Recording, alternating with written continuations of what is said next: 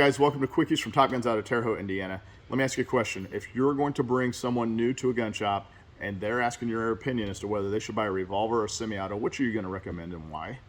All right, so I'm going to give you my analogy that I typically give new shooters.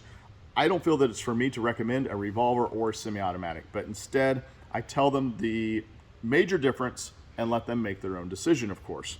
So what I typically do is I say, look, a revolver is similar, most of us have driven vehicles, a revolver is similar to an automatic transmission vehicle. You have a gas pedal, you have a brake.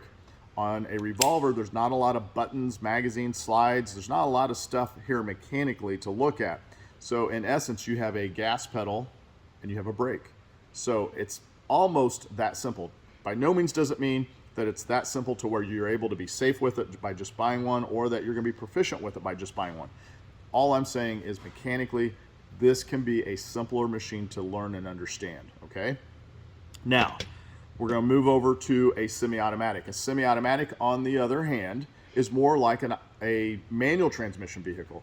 A manual transmission vehicle, you have your gas pedal, your brake, your clutch, you've got your hand on a steering wheel, you've got your other hand on the gear shifter, so you've got a lot of stuff going on there. If dog runs out in front of you and you're new to driving that, you're more apt to stall that vehicle or have an accident.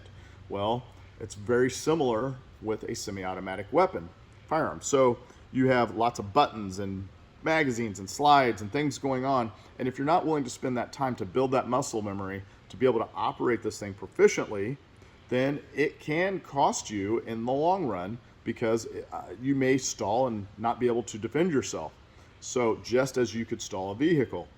However, we look at race car drivers, they typically drive a manual transmission vehicle because it's a more efficient machine once you're willing to devote that time to get proficient with it. So hopefully this kind of helps us understand not exactly how they work, but gives us an analogy so that we understand what we're getting into and the amount of time that it takes to perhaps understand the mechanics of one system versus the other system. Again, post down below. This is not all inclusive. It's just something for us to get started, to start thinking. I'll post more videos later. Take care.